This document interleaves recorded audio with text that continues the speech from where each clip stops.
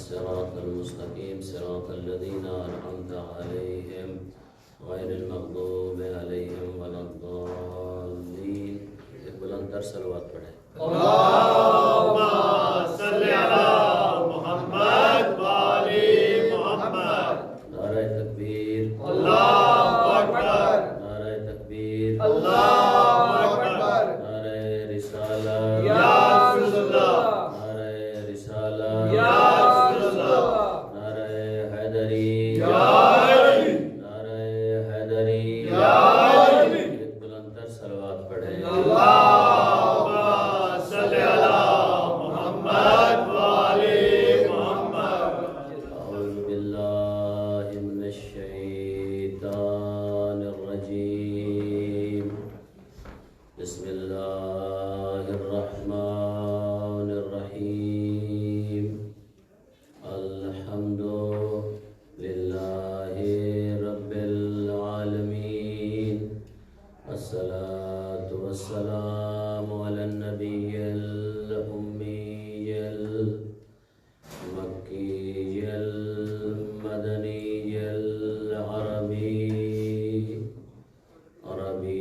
الأبتهي القرشي السراج المضيء والكوكب الدري صاحب الوقار والسكينة المدفون بأرض المدينة الرسول المسدد والمصطفى الأمجد والمحمود الأحمد محبوب إله العالمين. اللهم صل على محمد وآل محمد. الذي كان المعراج سفره والبراق مركبه وسدرة المنتهى منزله وقاب قوسين أو أدنى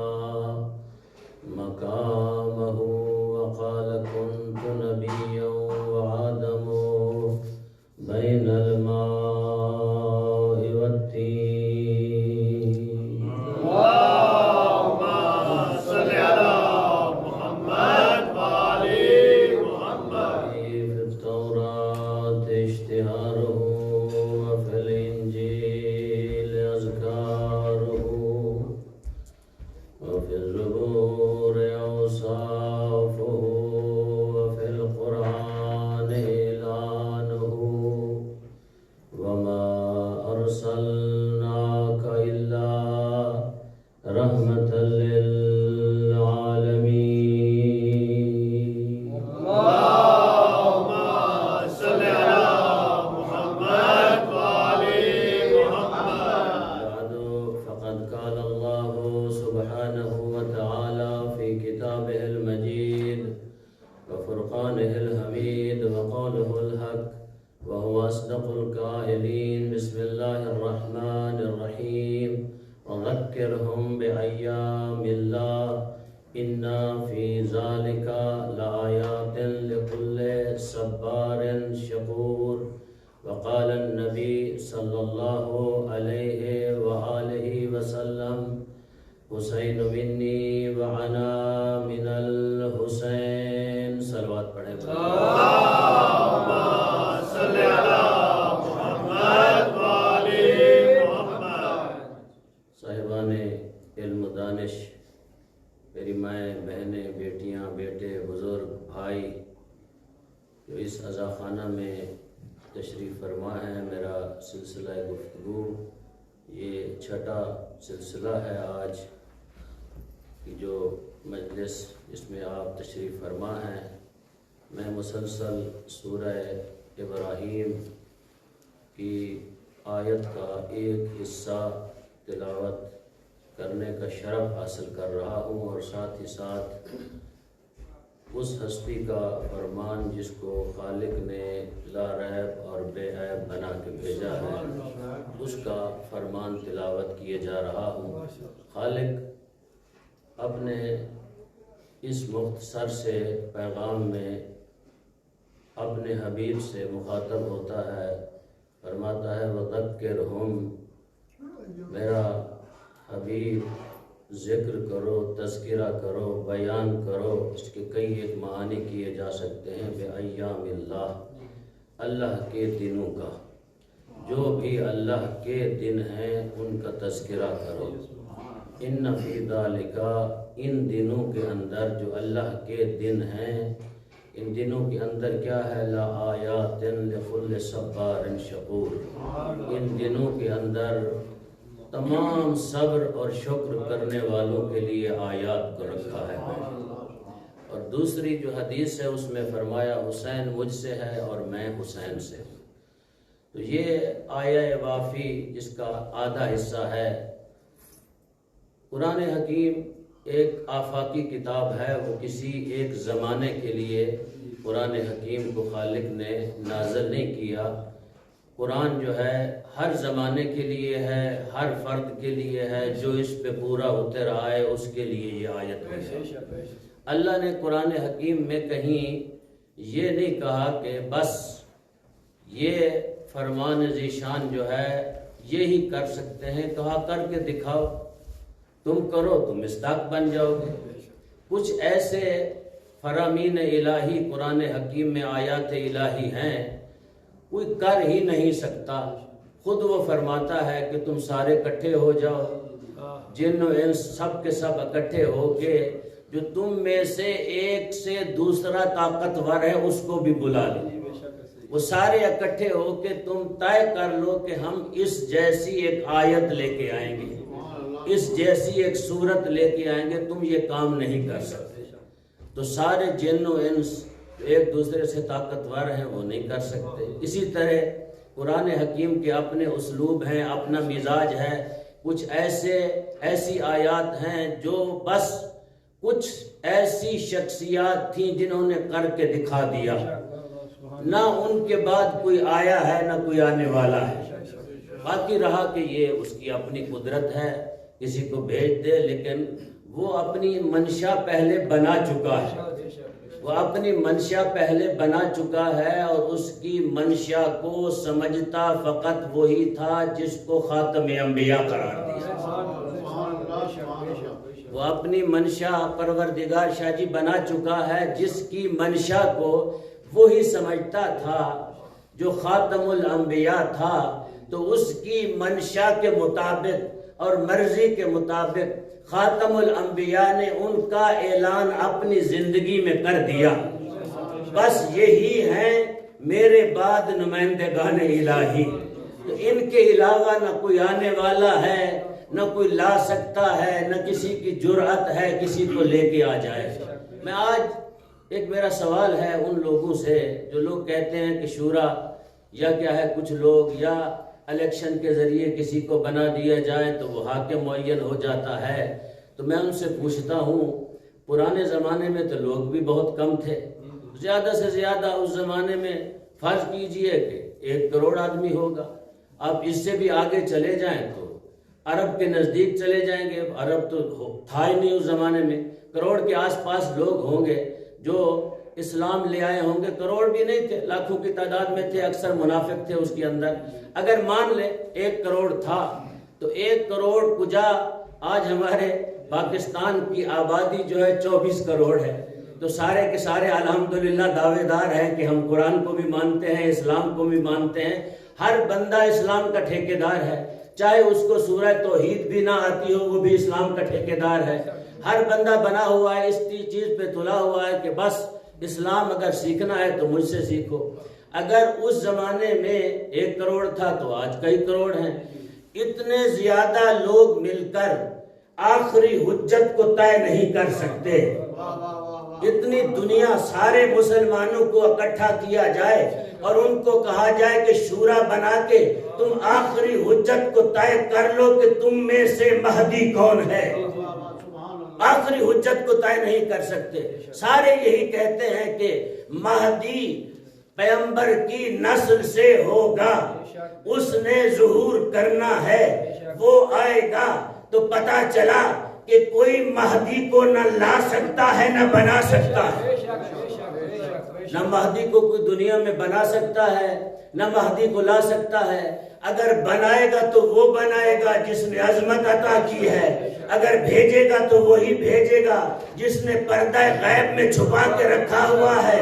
تو نمائندہ پروردگار وہ ہوتا ہے، بلکہ یوں کہوں کہ نمائندہ مصطفیٰ وہ ہوتا ہے جب وہ ظہور کرے گا تو اس کے اذن سے کرے گا، جب وہ آئے گا تو اس کے پیچھے سب سے پہلا نمازی اللہ کا نبی عیسیٰ ہوگا۔ نعرہ تکبیر، اللہ اکبر، نعرہ رسالت، یا رسول اللہ، نعرہ حیدری، یا علی، شنودیے محمد والے محمد بلند صلوات، اللہم صلی علی محمد والے محمد۔ جو بنائے گا وہ، بھیجے گا بھی وہ، بھیج کے تو وہ اپنی قدرت کا مظاہرہ کرے گا، دنیا والوں کو بتائے گا دیکھو کوئی عام بندہ نہیں جس کو میں نے بھیجا ہے، میرا وہ نبی جس کو نبی کو بھی میں نے ایک پردے میں رکھا ہوا ہے، ولی کو بھی پردے میں رکھا ہوا ہے، دونوں کو اکٹھے بھیجوں گا۔ تو اس کے پیچھے بلکہ یوں کہوں کہ معصوم کا مؤذن بھی معصوم ہوگا، اذان دینے والا بھی معصوم ہوگا، اور معصوم کے پیچھے بھی معصوم کھڑا ہوگا۔ جس طرح جماعت کے شرائط میں سے یہ ہے کہ مولانا کے سیدھے ہاتھ پہ وہ بندہ کھڑا ہو جو جس کی تجوید وغیرہ بھی درست ہو، سب سے نیک تر بندہ ہو، وہ کھڑا ہو، تاکہ اگر مولانا بیمار ہو جائیں کسی وجہ سے نماز وہ نہ پڑھا سکے تو وہ آگے ہو جائے، جماعت کرا لے۔ تو کیا قدرت الہی ہے، کیا عظمت پروردگار ہے کہ پروردگار نے یہ بھی گوارا نہیں کیا ایک معصوم پیش نماز جائے اس کے پیچھے غیر معصوم کھڑا ہو، ایک معصوم پیش نماز جائے اس کے پیچھے غیر معصوم کھڑا ہو۔ تو اللہ نے یہ انتظام اس لیے کیا کہ دنیا والوں کو خالق یہ پیغام دینا چاہتا ہے، خبردار کبھی یہ نہ سوچا کرو کہ نبی جب بیمار ہو جاتا ہے تو غیر معصوم نماز پڑھاتا ہے۔ یہ کبھی نہ سوچو کہ جب نبی پہ بیماری طاری ہو جاتی ہے تو غیر معصوم کو حکم دیتا ہے جا کے نماز پڑھو۔ اللہ کو آخری حجت کے لیے گوارا نہیں تو اللہ کو آخر الزمان نبی کے لیے کس طرح گوارا ہو سکتا ہے کہ جو عصمت پہ فائز نہ ہو وہ آگے کھڑا ہو جائے۔ تو میں اپنے عقیدے کا اظہار تو کر سکتا ہوں، آزاد ہوں، تو میں ایسی حدیثوں کو مانتا نہیں ہوں کہ پیغمبر بیمار ہوں اور بیماری کے عالم میں پھر گھر سے اٹھ کے بھی آ جائیں نماز پڑھنے کے لیے۔ تو میں دوستوں کہا کرتا ہوں اگر بیمار تھے مان لیتا ہوں بیماری کے عالم میں تھے، جب آ گئے تو پھر تہذیب انسانیت یہ ہے مصطفیٰ کو کہتے آ جو گئے ہو نماز تم پڑھو۔ محمد والے محمد بلند صلوات، اللہم صلی علی محمد والے محمد۔ اگر آ گئے ہو تو پھر نماز تم پڑھاؤ۔ موضوع سے میں ہٹ نہ جاؤں، کہیں اور نہ چلا جاؤں۔ میرا موضوع کون ہے؟ حسین ابن علی، مقام حسین ابن علی خالق کی نگاہ میں اور خالق کی سب سے افضل ترین مخلوق کی نگاہ میں، خالق کے بعد سب سے افضل ترین مخلوق میرے مصطفیٰ، میرا وہ نبی جو آخر الزمان نبی ہے، محمد مصطفیٰ سے بڑھ کر افضل اس کائنات میں بعد از خالق کوئی نہیں۔ تو کل میں نے جہاں چھوڑا تھا، کیا کہاں چھوڑا تھا؟ شاید آپ کو یاد ہے، کسی کو یاد ہے تو بتا سکتا ہو تو بتائے، اگر نہیں تو ایک صلوات پڑھے میں اس کو شروع کروں۔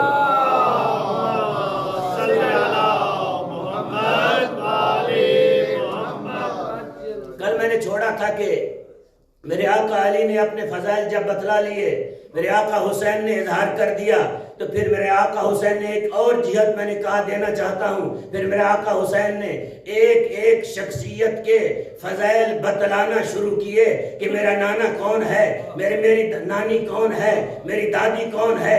ایک ایک کے فضائل بیان کرنے شروع کیے میرے آقا حسین نے. تو پھر یہ بات بھی میں نے کی تھی, رہ نہ جائے کیونکہ یہ ریکارڈ ہو رہی ہے, کل کوئی اعتراض نہ کر دے کہ مولانا نے بات کی اور دلیل نہیں دی. یہ کہا کہ حسین جو ہے پیغمبر کی زبانی, پیغمبر سے بھی بعض فضائل سے آگے ہے. یہ بھی میں نے بات کی تھی. میرے آقا حسین بابا کو دیکھ کے کہتے ہیں بابا جان آپ کے سارے فضائل میں نے سنے, آپ نے سارے فضائل بتائے. میرے نانا جان نے کہا جو تیرے بابا نے فضائل بتائے ہیں یہ 1/3 فضائل بھی نہیں ہیں. تو میرے آقا حسین نے کیا کہا تھا کہ بابا یہ فضائل تو میرے بابا کے ہیں, اگر آپ کے بابا کے ہوں تو لے آؤ. تو یہ کہہ کر پھر آگے چلے تھے, اپنی جدہ کے فضائل بتائے تھے, اپنی نانی کے فضائل بتائے تھے, اپنے نانا جان مصطفیٰ کے فضائل بتائے تھے, اور یہ بھی کہا تھا کہ بعض فضیلتوں میں نانا کی زبان سے نانا سے بھی افضل ہوں. وہ نانا کی زبان سے بعض فضیلتوں میں کس طرح نانا سے افضل ہوں. کہا میرے نانا جان نے ایک دن مجھے اپنی گودی میں بٹھا کر میری اماں کے سامنے کہا فاطمہ تمہیں پتا ہے حسین بعض فضائل میں مجھ سے بھی با فضیلت ہے. کہا وہ کون سے فضائل ہیں؟ میرے آقا رسول کہتے ہیں فخر سے حسین وہ فضائل بتاؤ, آج میں سننا چاہتا ہوں جو میں نے تیرے لیے ذکر کیے تھے. میرے آقا حسین دیکھ کے کہتے ہیں نانا جان آپ نے فرمایا تھا جیسے میرا نانا رسول ہے آپ کا نانا اس طرح نہیں تھا, جیسے میری نانی خدیجۃ الکبریٰ ہے آپ کی نانی اس طرح نہیں تھی, جیسے میری اماں زہرا ہے اس طرح آپ کی ماں نہیں تھی.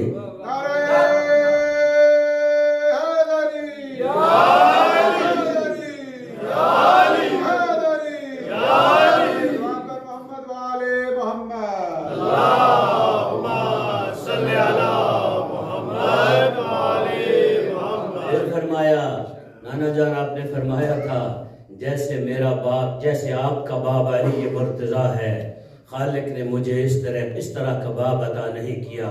میرا باپ عبداللہ ضرور تھا, اس کا مقام بڑا ہے کہ نبی کا باپ ہے, لیکن جناب عبداللہ کا مقام علی ابن ابی طالب کے مقام جیسا نہیں ہے. فرمایا نانا جان آپ نے یہ کہا تھا کہ اللہ نے آپ کو وہ باپ عطا کیا ہے. اللہ اکبر. مرحوم محسن ملت نے اپنی کتاب آثر المقال میں, جس کو شیخ عباس قمی نے لکھا ہے, انہوں نے ترجمہ کیا ہے, اس کے اندر درج کیا ہے. بہت بڑی بات ہے یہ, وہ بات ہے. اس بات کو بعض لوگ سن کے علی والے بن جاتے ہیں, بعض لوگ سن کے بہک جاتے ہیں, پٹری سے اتر جاتے ہیں. مجھے یقین ہے جو یہاں آتے ہیں بہکنے والے نہیں ہیں, بہکنے والے اس جگہ پہ آتے ہی نہیں ہیں. آپ سب مومن ہیں, علی والے ہیں, سب سنیں گے اور اطمینان سے سنیں گے, سکون سے سنیں گے. میں منتقل کروں گا آپ تک جو شیخ عباس قمی نے جس کو لکھا ہے, علامہ صفدر نجفی نے اس کا ترجمہ کیا ہے. میرے آقا حسین دیکھ کے کہتے ہیں نانا سے نانا جان آپ نے اماں کی گود میں جب میں بیٹھا تھا اماں موجود تھی, گھر میں تھے, آپ بھی تھے, آپ نے فرمایا تھا اللہ نے آپ کو وہ بابا عطا کیا ہے کہ جس کی ولایت کے بغیر مجھ رسول کی ماں بھی قیامت کے دن ولایت کے بغیر اس کی بھی بخشش نہیں ہوگی. اللہ نے آپ کو وہ بابا عطا کیا ہے. نعرہ تکبیر, اللہ اکبر, نعرہ رسالت, یا رسول اللہ, نعرہ حیدری, یا علی, وشنو دیے محمد والے محمد بلند صلوات, اللہم صلی علی محمد والے محمد. اور جملہ شیخ عباس قمی لکھتے ہیں کہ پیغمبر ماں کی قبر پہ آئے کیونکہ بی بی کا پہلے انتقال ہو گیا تھا.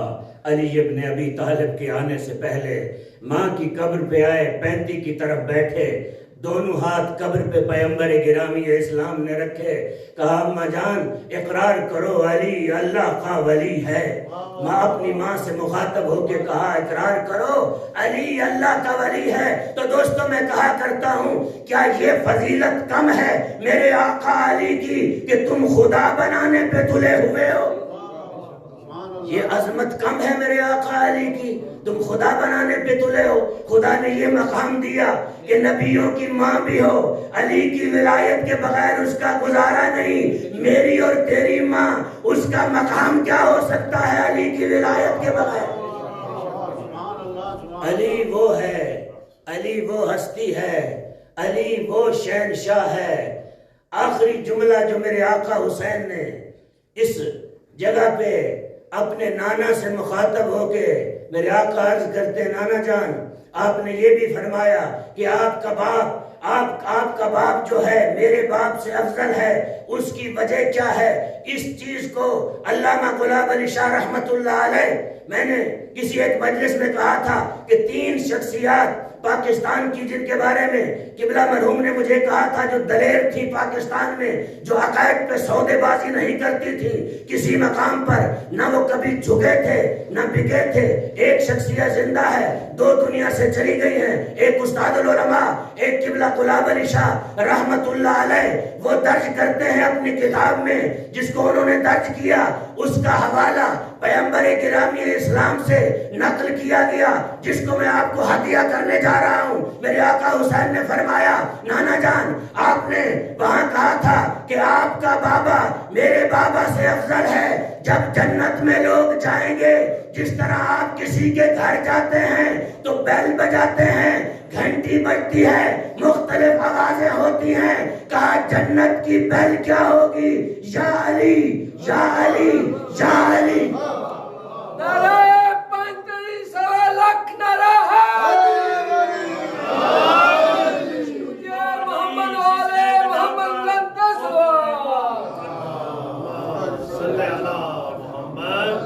وہ علی جس نے گداگر کو سلیمان کر دیا، کیا دشمن کی مشکل کو بھی آسان کر دیا۔ بت حرم کے توڑ کر ایک ضرب اللہ سے، بت حرم کے توڑ کر ایک ضرب اللہ سے، وہ علی جس نے کہ کعبہ کو مسلمان کر دیا۔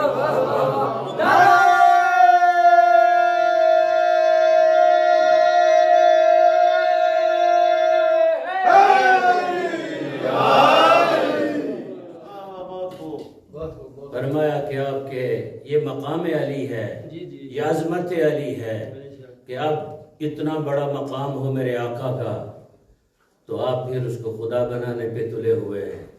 وہ کہتا ہے میں بندہ پروردگار ہوں، اور وہ اپنے آپ کو بندہ ہونے پہ فخر کرتا ہے، بلکہ یوں کہتا ہے کہ میرے لیے عزت ہے کہ میں اللہ کا بندہ ہوں، میرے لیے یہ عزت کا مقام ہے، شرف کا مقام ہے کہ خالق نے مجھے بندہ بنایا، اور وہ بندہ بنایا، انسان کامل بنایا۔ علی ابن ابی طالب اس بندہ خدا کو کہتے ہیں۔ علی تو خدا، علی کے شاگرد مالک اشتر ان بندوں میں سے ایک بندہ ہے۔ جب کوفہ کے بازار سے گزرتے ہیں تو کسی نے مالک کے ساتھ بد ادبی کی تو مالک اشتر وہاں سے چلے آئے مسجد کوفہ میں۔ جب وہاں سے نکلے تو ایک بندے نے دیکھ کر کہا دکاندار سے تم نے کس سے بد ادبی کی ہے؟ یہ علی کا گورنر مالک اشتر ہے۔ وہ پیچھے دوڑا جا کے میں معافی مانگوں، میں کہتا ہوں علی کیسا خدا کا بندہ ہے جس نے بندوں کی پرورش کی ہے۔ جب مسجد کوفہ میں آتا ہے تو مالک کا سر سجدے میں ہے، دیکھ کے کہتا ہے بار الہ اس بندہ خدا کو میں نے معاف کیا، تو بھی معاف کر دے۔ اس بندہ خدا کو میں نے معاف کیا، تو بھی معاف کر دے۔ کیسا بندہ ہے پروردگار کا کامل علی۔ علی نے پروردگار سے ایسے رموز عبادت حاصل کیے، کائنات میں اس طرح کا عابد نہیں ملتا۔ امام زین العابدین کے بارے میں نے ہی کہا تھا یہ لقب پروردگار نے دیا یا زین العابدین، لیکن وہ عابدوں کی زینت امام زین عابدین امام بھی ایک ایسے مقام پہ جب لوگوں نے میرے آقا سے کہا امام زین العابدین سے کیا کہنا آپ کی عبادتوں کا، آپ کی عبادتیں تو آپ کے جد امیر المومنین سے بڑھ گئی ہیں، کہا خبردار میرے جد کی عبادت کو جا، میری عبادت کو جا، علی کا وہ دفتر لے آؤ جس میں سجدے بھی درج ہیں اور رکوع بھی درج ہیں۔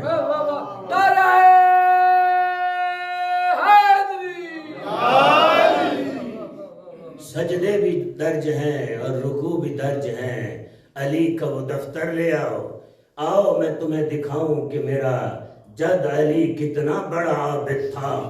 کائنات میں علی ابن ابی طالب سے بڑھ کر عابد کوئی نہیں، یاد رکھو یہی ہستیاں ہیں، یہی ذاتیں ہیں، یہی لوگ ہیں، یہی ہستیاں ہیں جنہوں نے دین پروردگار کی حفاظت کی۔ انشاءاللہ آگے جا کے بتاؤں گا کہ ان کا خرچ کیا ہوا ہے، باقی لوگوں کا کیا لگا، ان کا کیا لگا، ان کا کیا بچا، ان کا کیا کٹا، انہوں نے دین پہ کیا قربان کیا، انہوں نے دین پہ کچھ قربان کیا ہے یا نہیں کیا، دین سے حاصل کیا کیا، انہوں نے دین کو دیا کیا، ان کے پاس جو کچھ تھا، ان کا بچھونا، ان کا سونا، ان کا اٹھنا، ان کا جاگنا، ان کا چلنا، ان کا پھرنا، سب کچھ پروردگار کی مشیت کے مطابق تھا۔ علی قدم نہیں اٹھاتا پروردگار کی مشیت کے بغیر، تو اس کا بیٹا آج کسی عام بندے کے سامنے نہیں کھڑا۔ اگر کسی عام بندے کے سامنے میں اور آپ کھڑے ہو جائیں، میں اپنے فضائل گنوانا شروع کر دوں، آپ اپنے فضائل گنوانا شروع کر دیں، ہو سکتا ہے وہ بندہ عاجز ہو، اس کے فضائل ہی نہ ہو، اس کے سامنے کھڑا ہے جو سرتپا فضائل ہے، جس کے بارے میں خالق کائنات فرماتا ہے میرا مصطفیٰ تو وہ ہے اگر سو جائے تب بھی عابد ہے، اگر جاگے تب بھی عابد ہے۔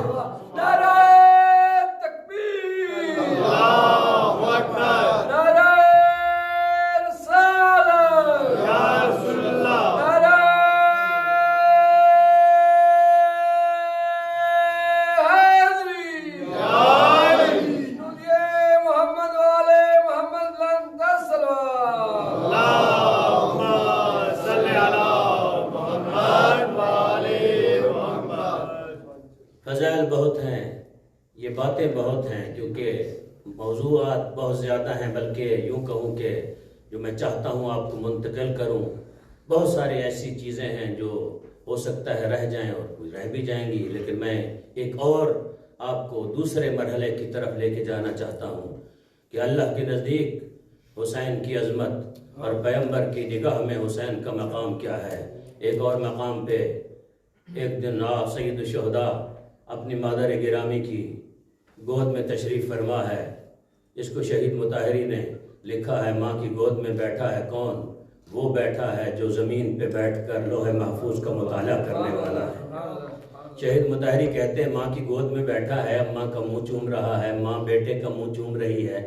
بار بار حسین جس طرح آپ کے اور ہمارے بچے ماں سے پیار کرتے ہیں، میں نے کہا آل محمد کے بچے بچے نہیں ہوتے، جب ماں کی گود میں بھی بیٹھتے ہیں تو مصلحت الہی میں بیٹھتے ہیں، جب ماں کا منہ چومتے ہیں تو مصلحت الہی میں چومتے ہیں، جب ماں سے بات کرتے ہیں تو مصلحت الہی میں بات کرتے ہیں۔ شہید لکھتے ہیں کہ بار بار ماں کا منہ چومتا ہے، کبھی ماں کے رخسار چومتا ہے، کبھی ماں کی گردن میں اپنی ہاتھ ڈال کے جھکا کے ماں کے ماتھے کو بوسہ دیتا ہے۔ سیدہ عصمت پہ فائز تھی، شہید فرماتے ہیں رسول کی بیٹی تھی، بچوں کے مزاج کو بھی سمجھتی تھی، ایسی باتوں کو بھی سمجھتی تھی کہ میرے بچے جب اس طرح میرے ساتھ پیار کریں گے تو کسی ایک بہت بڑے کام کے لیے مجھ سے کچھ چاہتا ہے میرا حسین۔ تو فاطمہ الزہرا نے بیٹے کو چوما، شہید فرماتے ہیں پوچھا میرے لخت جگر میرے حسین تم کیا چاہتے ہو، تمہیں مسئلہ کیا ہے، تم کس چیز کے لیے بار بار مجھے مجبور کر رہے ہو، بتاؤ تو صحیح تمہیں مجبوری کس چیز کی ہے۔ دیکھ کہ میرے آقا حسین کہتے کہتے ہیں، شہید لکھتے ہیں کہ دیکھ کے کہتے ہیں اماں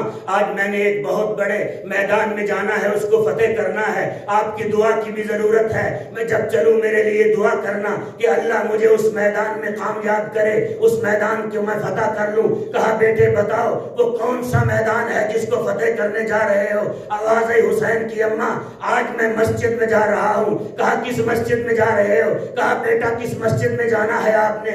ماں کو بھی پتا تھا مسجد ایک ہی تھی جس میں حسین جایا کرتا تھا۔ یہ باتیں شہید کہتے ہیں ماں نے بار بار بیٹے سے کیوں پوچھی؟ تاکہ ہم تک پہنچے، ہم آپ تک پہنچائیں۔ شہید مطہری کہتے ہیں جب ماں نے کہا کس مسجد میں جانا چاہتے ہو، میرے آقا حسین دیکھ کے کہتے ہیں اماں کون سی مسجد؟ وہی مسجد جو آپ کے بابا کی مسجد ہے، میرے نانا کی مسجد ہے، جہاں نانا نماز پڑھایا کرتے ہیں۔ کہا بیٹا کوئی نئی بات ہے؟ ہر روز تو مسجد میں جاتے ہو، آج کوئی نئے مسجد میں جا رہے ہو؟ توجہ چاہوں گا آپ لوگوں کی، کیا نئی بات ہے؟ مسجد میں آج نیا جا رہے ہو؟ کیوں بار بار کہہ رہے ہو مسجد میں جا رہا ہوں؟ ہر روز مسجد میں آپ بھی جاتے ہیں، آپ کے بھائی حسن بھی جاتے ہیں، آپ کے بابا بھی جاتے ہیں، صحابہ کرام بھی آتے ہیں۔ کہا اماں ہر روز مسجد میں جاتا ہوں نانا کو منوانے کے لیے، آج مسجد میں جا رہا ہوں اللہ کو منوانے کے لیے۔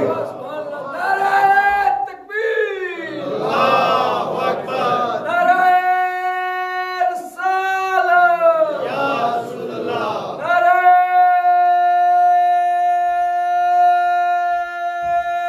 حیدری، شنودیے محمد والے محمد بلند السلام، اللہم صلی علی محمد والے محمد۔ شہید فرماتے ہیں کہ میرے آقا فرماتے ہیں حسین ہر روز جاتا ہوں مسجد میں نانا کو منوانے کے لیے، آج اللہ کو منوانے جا رہا ہوں۔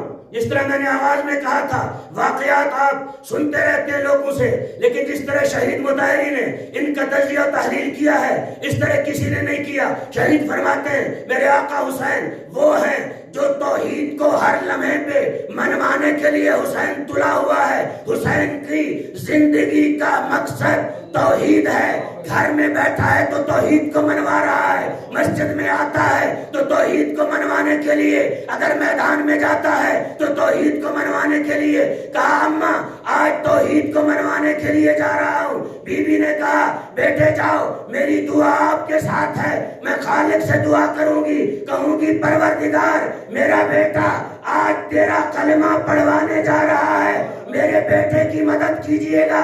میں کہوں گا اللہ اللہ حسین کا مقام کیا ہے جس کے لیے عصمت سے بھری ہوئی بی بی زہرا دعا کرے اللہ کے گھر مسجد میں حسین جا رہا ہو جس میں نانا بھی موجود ہو، بابا بھی موجود ہو، بھائی حسن بھی موجود ہو، وہاں جا کے پروردگار کا کلمہ پڑھوانے کے لیے آپ توجہ کریں گے تو آپ کو سمجھ آئے گی واقعے کی کہ کلمہ پروردگار کا پڑھوانا ہے۔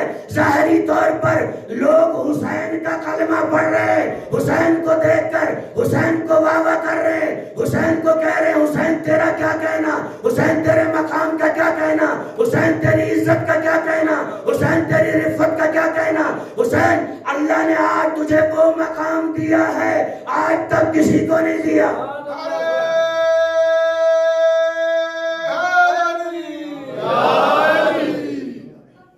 چلے مسجد میں، آئے مسجد میں اللہ کا کلمہ بلند کرنے کے لیے، پروردگار کا کلمہ پڑھوانے کے لیے۔ کہا اماں میں خالق کو منوانے جا رہا ہوں۔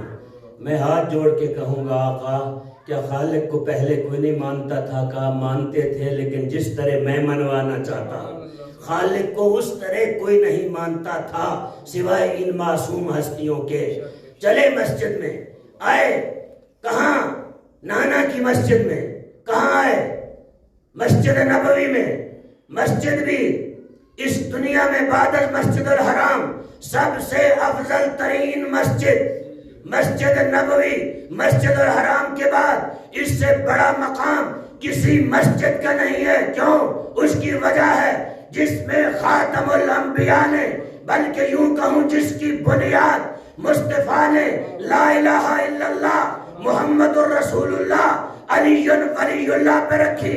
اس مسجد میں، وہ مسجد جو دنیا میں مسجد الحرام کے بعد با فضیلت ترین مسجد ہے، اور اس مسجد میں نماز پڑھانے والا، پیش نماز بلکہ امامت کرانے والا سید الانبیاء، وہ جو انبیاء کا بھی امام ہے، سید الاولیاء جو اولیاء کا بھی امام ہے، خاتم الانبیاء، انبیاء کی خاتمیت اس کے اوپر ہو رہی ہے، اس کی نماز کی حالت میں آتا ہے، اور کب آتا ہے؟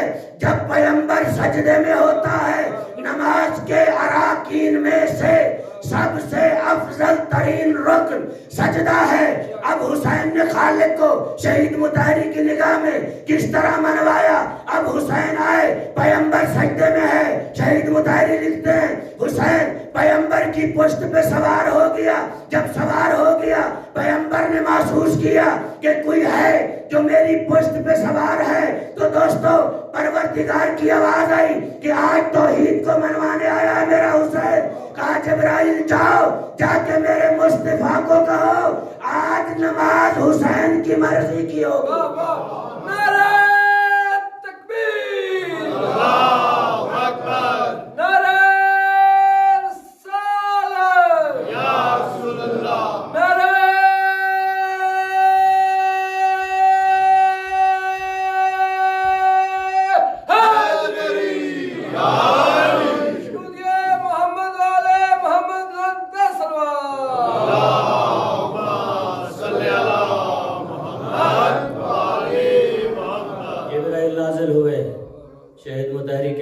جبرائیل آئے، پیغام الہی لے کر آئے، مصطفیٰ سے کہا مصطفیٰ آج پروردگار کی مرضی ہے کہ آج، بلکہ یوں کہوں آج پروردگار کی باپ کا مقام میں نے بتایا تھا۔ باپ وہ ہے جو سو جائے تو مرضی لے لے، بیٹا وہ ہے جو نانا کی پشت پہ بیٹھے تو مرضی لے لے۔ مرضی پروردگار بن جائے۔ شہید کہتے ہیں کہ آواز جبرائیل آئی، رسول نے جبرائیل سے کہا ہوگا جبرائیل کب تک؟ کہا جب تک حسین بیٹھا ہے تب تک، جب تک حسین بیٹھا ہے تب تک۔ روایات جو لکھتی ہیں تمام مورخین سنی شیعہ، آج الحمدللہ میں نے کسی مجلس میں پہلے بھی کہا ہے 2 دن پہلے، آج الحمدللہ وہ لوگ ماننے پہ مجبور ہو گئے ہیں جو کل تک نہیں مانتے تھے۔ روایات تمام کتب، یہ سنی شیعہ کتب کے اندر موجود ہے کہ روایات کے اندر ہے کہ 70 مرتبہ مصطفیٰ نے کہا سبحان ربی العالی و بحمدہ، سبحان ربی العالی و بحمدہ۔ تو شہید لکھتے ہیں کہ کس طرح میرے حسین نے توحید کو منوایا۔ پہلے اس سے 3 مرتبہ یا 4 مرتبہ یا 7 مرتبہ تک پیغمبر تسبیح پڑھا کرتے تھے تو لوگ اکتا جاتے تھے۔ آج حسین نے توحید کی تسبیح کو 70 مرتبہ پڑھوا کے دنیا والوں کو بتایا دیکھو آج میں نے تسبیح پروردگار نانا سے پڑھوائی ہے، اور نانا سے بھی دیکھ کر کہا نانا جان دیکھو آج میں نے توحید کو مسجد نبوی میں اس لیے منوایا ہے، ان کو بتا رہا ہوں کل تو یہ نہیں رہیں گے لیکن ان کی اولادیں ہوں گی جنہوں نے مجھے دیکھنا ہے، ان کو بتانے آیا ہوں آج میرے نانا نے 70 مرتبہ پڑھ کے دکھایا ہے۔ کل حسین جب کربل میں سجدہ دے گا تو حسین کے سجدے پہ تعجب نہ کرنا، اگر نانا 70 مرتبہ کہہ سکتا ہے تو حسین بھی توحید کا کلمہ 70 مرتبہ پڑھوا سکتا ہے۔ نعرہ 35 لاکھ نعرہ حیدری، جنود محمد والے محمد لنتے سلوار،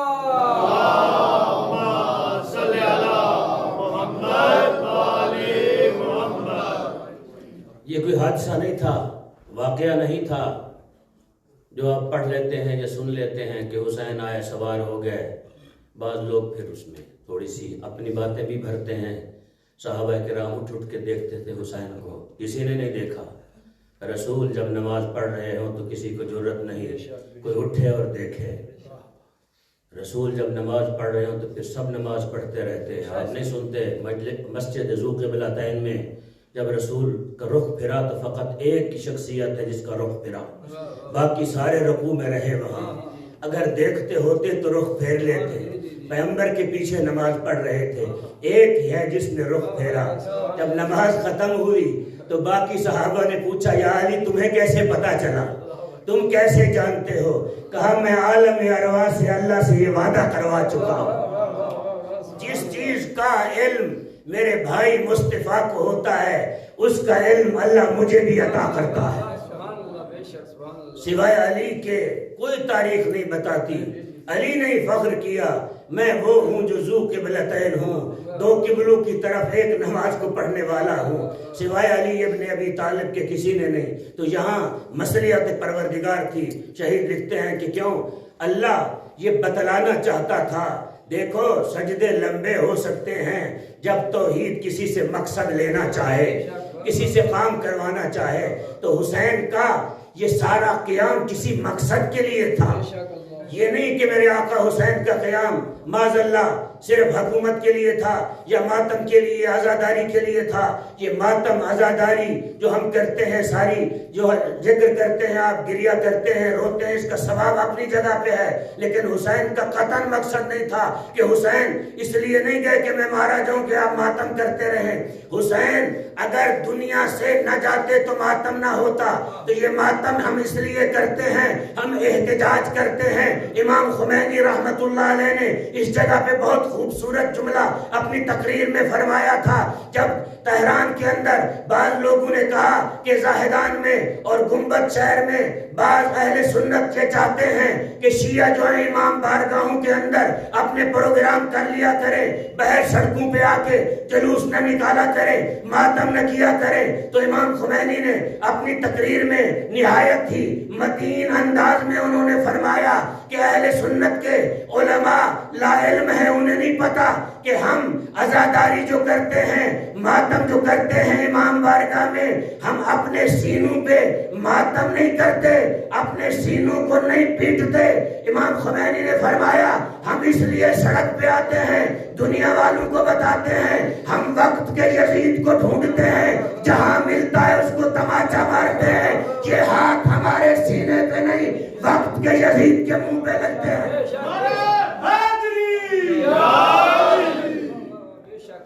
वक्त के यजीद के मुंह पे तमाचा लगता है ये मातम आज़ादारी। जो लोग इस तरह की बातें करते हैं कि वो जिंदा हैं तो मातम क्यों करते हैं, हम इसलिए एहतजाज करते हैं, हम बताते हैं दुनिया वालों को ज़हरा का बेटे को किस तरह करबला में लोगों ने मार दिया, ये हम बताते हैं। तो दोस्तों, हुसैन किसी मकसद के लिए आए थे। आज एक कड़वी बात भी कर दूं, आप तैयार हैं सुनने के लिए? तैयार हैं? सलवात पढ़ें बुलंद आवाज से।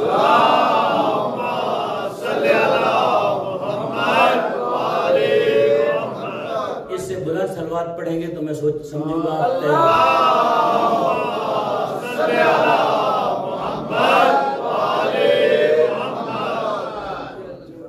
मेरे आका हुसैन का क़याम जो है किसी मकसद के लिए था। अच्छा, कभी आपने सोचा कि मेरे आका हुसैन ने क्यों मुक़द्दरात इस्मत व तहारत को लेके गए? वजह क्या थी, किस लिए लेके गए? शायद मैंने ही कहा था कि शाम में जब कुछ मोमिनीन लाहौर से मरहूम मौलाना अज़हर हसन ज़ैदी साहब के हमरा, ये ज़ैदी साहब ने खुद अपनी मजलिस में जिक्र किया इसको, उनके हमरा गई ख़वातीन। तो जब शाम दिमश्क एयरपोर्ट पे उतरी, फिर सैयदा ज़ैनब जो शहर है पुराने ज़माने में बस्ती होती थी, वहाँ जब दाखिल हुई तो उन्होंने अपना हिजाब उतार दिया। पीछे जब मौलाना ज़ैदी साहब ने देखा तो सारी औरतें जो हैं बेपर्दा हो गई। तो पूछा क्या वजह है, क्या हुआ है? कहा कि किबला हम सैयदा ज़ैनब आ गई। कहा कि क्यों, फिर हिजाब क्यों उतारा है? कहा बीबी के सर पे हिजाब नहीं था। तो किबला ज़ैदी साहब ने कहा कि बीबी के सर से तो वक्त के यजीद ने चादर उतरवाई थी, मैं तो ज़ैदी सैयद हूँ, मैं यजीद हूँ, तुमने चादरें उतार दी है। तो दोस्तों, ये इमाम हुसैन का क़याम किसी मकसद के लिए था।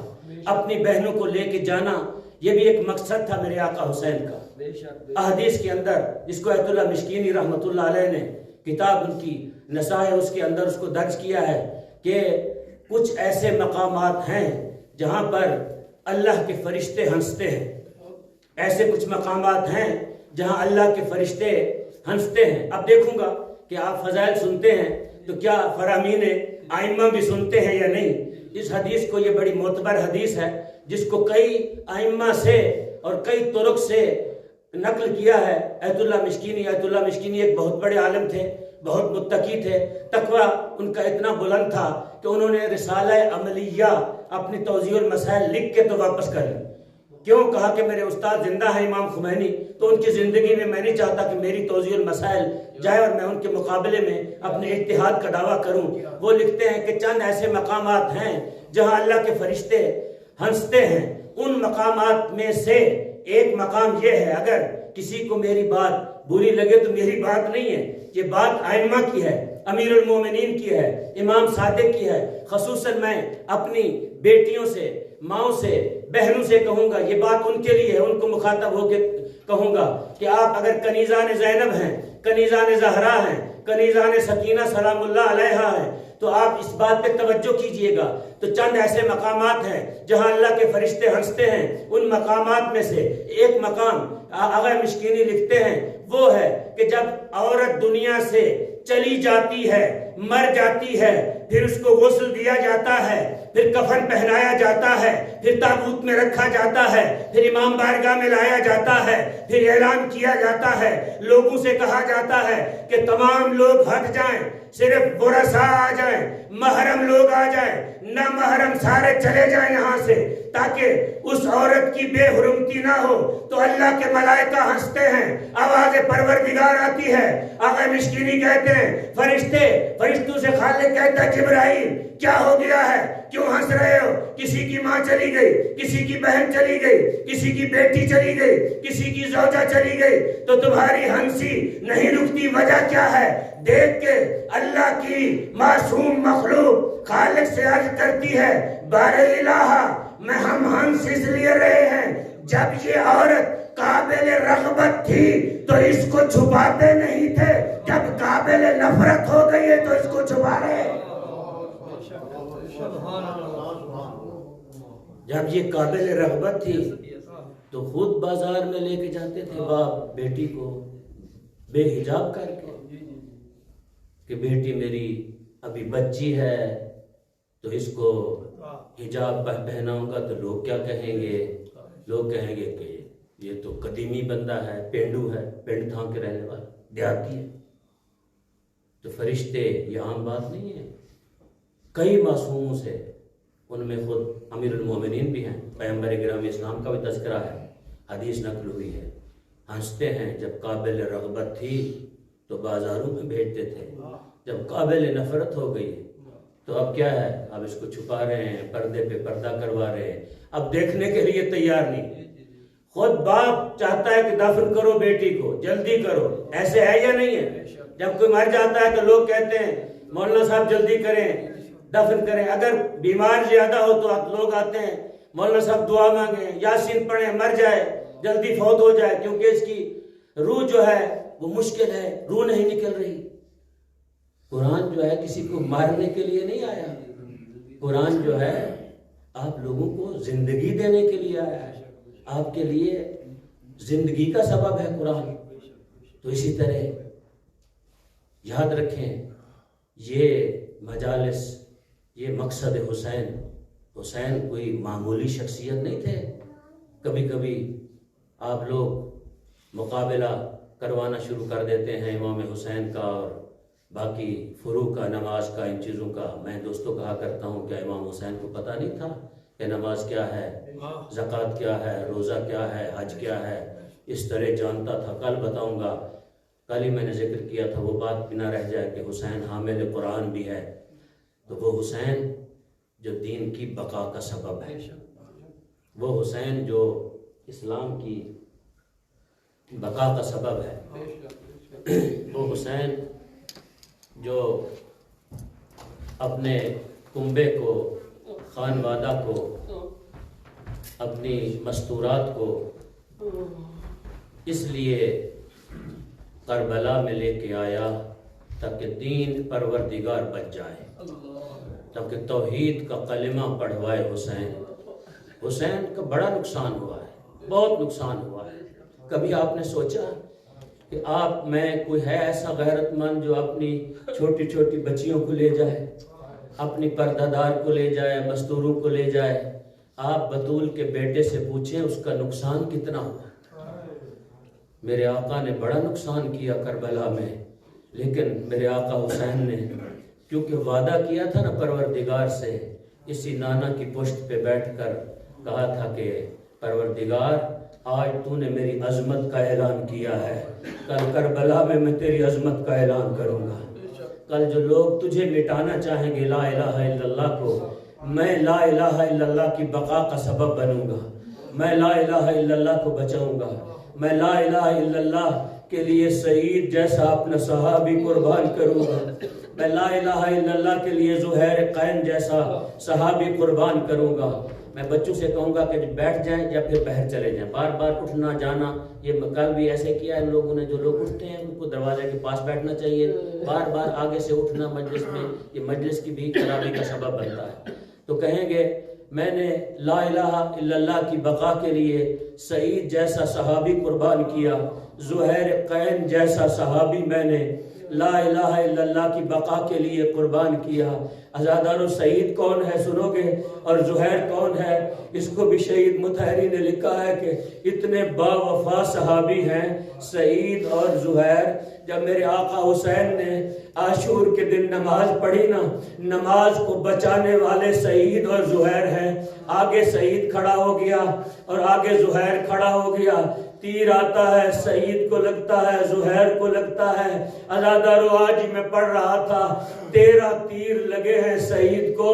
حسین کی نماز مکمل ہوئی، سعید کا سر اٹھا کے اپنی گود میں رکھا، دیکھ کر کہا کہ سعید یہ بتاؤ کہ تو دنیا سے جا رہا ہے تو حسین سے راضی جا رہا ہے، حسین سے خوشنود جا رہا ہے.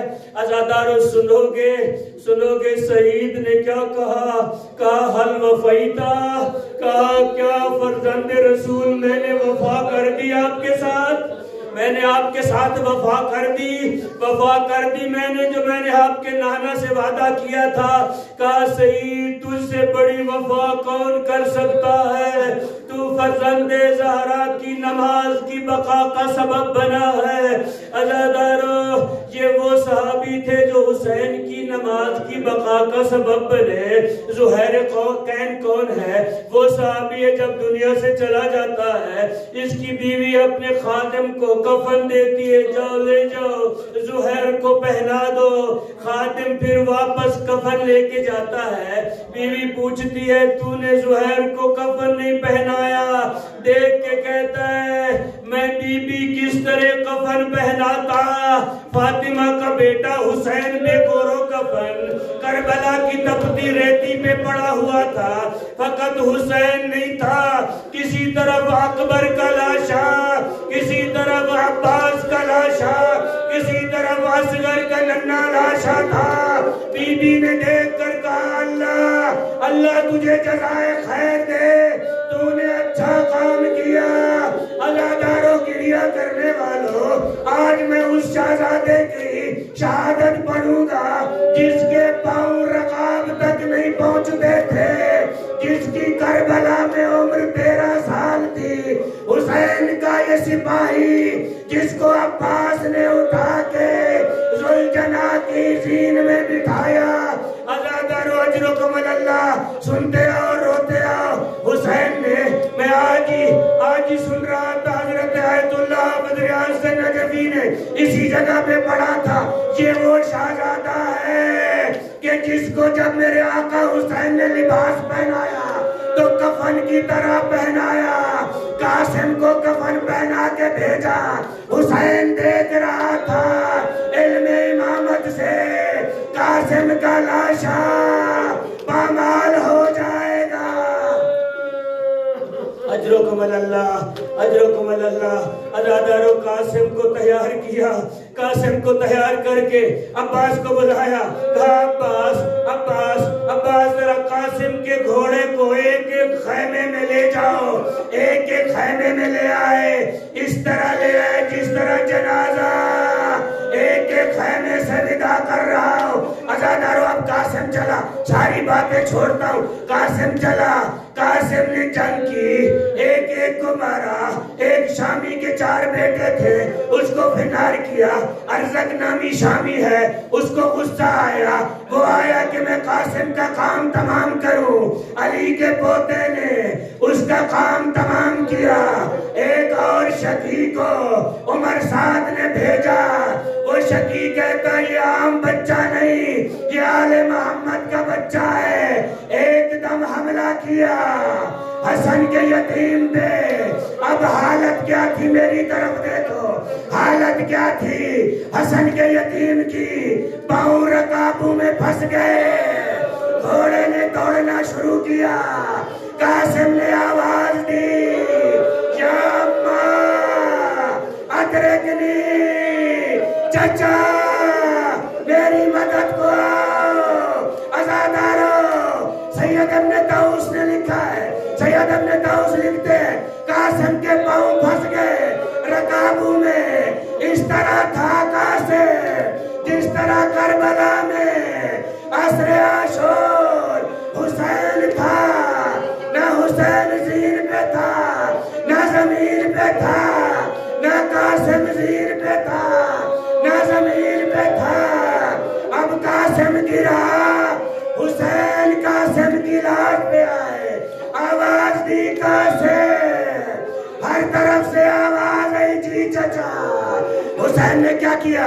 علامہ اختر عباس پڑھا کرتے تھے، اپنی ابا کو بچھایا، قاسم کی لاش کے ٹکڑے چننے شروع کیے، ابا نے جب ٹکڑے اکٹھے کیے گٹھڑی بنائی، قاسم کی لاش لے کے حسین مجبور ہو گیا۔ کوئی حالت ہے جو اصغر کی باری تھی، کبھی خیمے کے دروازے پہ جاتا ہے، کبھی واپس آتا ہے، کبھی جاتا ہے، کبھی واپس آتا ہے۔ زینب نے حفصہ سے کہا بھیا کو بلاؤ، حسین کو کیا ہو گیا ہے؟